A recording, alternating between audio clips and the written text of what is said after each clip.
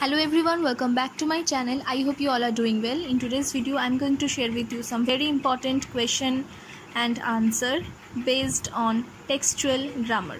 তোমরা জানো বোর্ড এক্সামে ক্লাস 12 এর বোর্ড এক্সামে 10 মার্কসের গ্রামার আসে এবং সেটা ঠিক এই প্যাটার্নেই আসে। প্রথম 6টা ডু অ্যাজ ডাইরেক্টেড থাকবে। ডু অ্যাজ ডাইরেক্টেডে যে কোনো গ্রামাটিক্যাল রুলসের ওপর কোয়েশ্চেন দেওয়া হবে, 6টা কোয়েশ্চেন থাকবে। তারপরে থাকবে আর্টিকেল এন্ড প্রিপোজিশন 3 নম্বরের ওপর, 3 মার্কসের ওপর থাকবে আর্টিকেল এন্ড প্রিপোজিশন, আর তারপরে 1 মার্কের থাকবে কারেকশন অফ এরর। তো চলো আজকের ভিডিওটা স্টার্ট করা যাক। তো এটা একটা মডেল পেপার কোয়েশ্চেন ব্যাংক থেকে নেওয়া। তো চলো কোয়েশ্চেনগুলো সলভ করা যাক। ডু অ্যাজ ডাইরেক্টেডে কোয়েশ্চেন নাম্বার 1-এ বলছে eat some more son she said, change the mode of narration. এই লাইনটা নেওয়া হয়েছে থ্যাংক ইউ ম্যাম থেকে। তোমরা যারা পড়েছো তারা জানো, যারা পড়োনি তারা হয়তো পড়বে, কিন্তু জেনে রাখো। ইট some more son she shed, এই সেন্টেন্সে সান বলে কাউকে ডাকছে, কাউকে সম্বোধন করছে, অ্যাড্রেস করছে।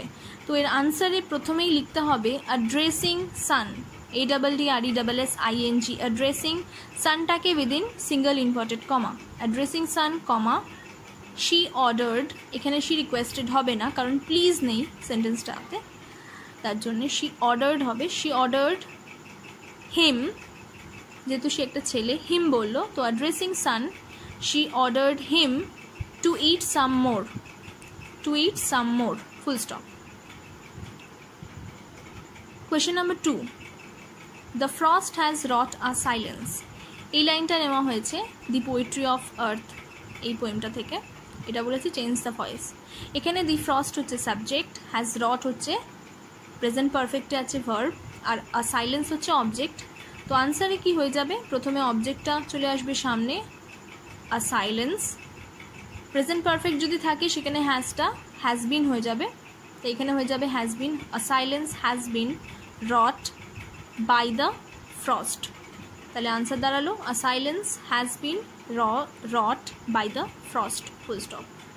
কোয়েশ্চেন নাম্বার 3-তে কি বলা হচ্ছে, all the answers were different, full stop, the Tsar agreed with none of them।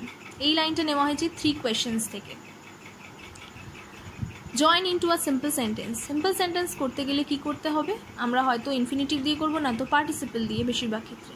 এক্ষেত্রে আমরা দেখে নিচ্ছি ওয়্যার আছে, ফার্স্ট সেন্টেন্সে ওয়্যার আছে। তো যেখানেই যদি দুটো সেন্টেন্সের মধ্যে কোনো একটা সেন্টেন্সে যদি ভার্বের জায়গায় এরকম বি ভার্ব থাকে, অ্যাম, ইজ, আর বা ওয়াজ, ওয়্যার, সেক্ষেত্রে কিন্তু বিং হয়ে যায়, BEING।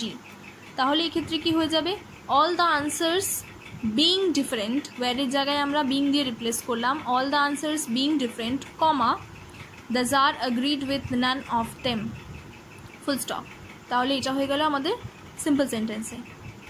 Question number 4, and then it is done. এটা বলছে turn into a negative sentence. এই লাইনটা on killing a tree poem থেকে নেওয়া হয়েছে, অ্যান্ড দেন ইট ইজ ডান। এর আনসার হবে and then it is not left undone.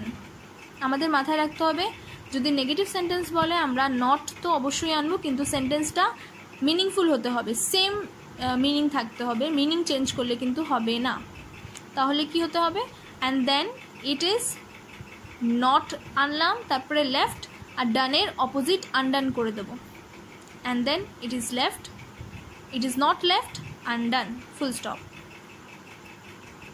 Question number 5-এ বলছে she did not watch her purse which she left behind her on the day bed, split into simple sentence.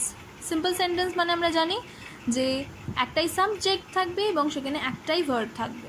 এক্ষেত্রে কী হবে, she did not watch her purse, এতটা অবধি একটা sentence হয়ে গেল, ফুল স্টপ।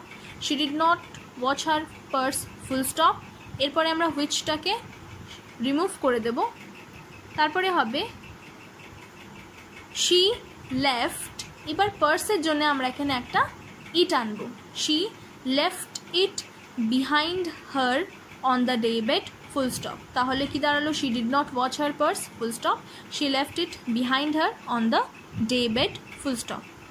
কোয়েশ্চেন নাম্বার 6-এ বলছে he rests at ease beneath some pleasant weed.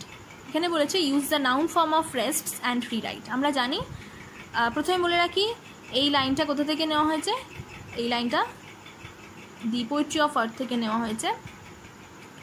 Use the noun form of rest, রেস্টের নাউন ফর্ম কী হয়, রেস্টই হয়। আনসারটা কি দাঁড়াবে, হি টেক্স রেস্ট, মানে কোয়েশ্চেনে রেস্টটা ভার্ব হিসাবে বসেছে, তাই ঠিক সাবজেক্টের পরেই বসছে ভার্ব হিসাবে রেস্ট, কিন্তু নাউন ফর্মে আনলে আমরা রেস্টটাকে তো রাখবই, কিন্তু রেস্ট আর হি এর মাঝখানে একটা ভার্ব আনতে হবে, তো আমরা টেক্সটটাকে ভার্ব হিসাবে নেব। He takes rest at ease beneath some pleasant wheat, full stop. এটা হলো কোয়েশ্চেন নাম্বার 6 এর আনসার। এবার আমরা চলে যাচ্ছি 4 এর বিতে, fill in the blanks with appropriate articles and or prepositions. প্রথমে আছে dash reply dash the first question. এই যে প্যাসেজটা ছোট্ট মতন 2 লাইনের, এটা 3 কোয়েশ্চেন্স থেকে নেওয়া হয়েছে। তো এটার আনসারটা যে হবে সেটা হচ্ছে in reply to the first question some said that to know the right time for every action one must draw up in advance a table of days.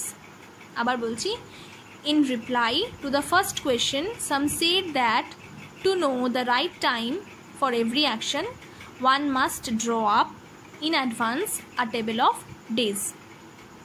এই গেল আর্টিকেল এন্ড প্রিপোজিশন। এরপরে আমরা 4 এর সিতে আসছি। এখানে একটা সেন্টেন্স দেওয়া থাকবে আর একটা ভার্বের কোনো একটা ওয়ার্ডের নিচে আন্ডারলাইন করা থাকবে এবং তোমাদের এররটা খুঁজতে হবে, অপশনস দেওয়া থাকবে। এখানে সেন্টেন্সটা আছে my father could convey complex spiritual conceives in very simple down to earth Tamil. এই সেন্টেন্সটা, এই লাইনটা স্ট্রং রুটস থেকে নেওয়া হয়েছে এবং আমরা জানি কনসিভস বলে এখানে কোনো ওয়ার্ড ছিল না, এখানে অপশনস দেওয়া হয়েছে। এই অপশনসের মধ্যে হবে concepts, right, concepts is the right answer. তাহলে কি দাঁড়ালো, মাই father could convey complex spiritual concepts in very simple down to earth Tamil. I hope this video will be helpful to you. Thank you.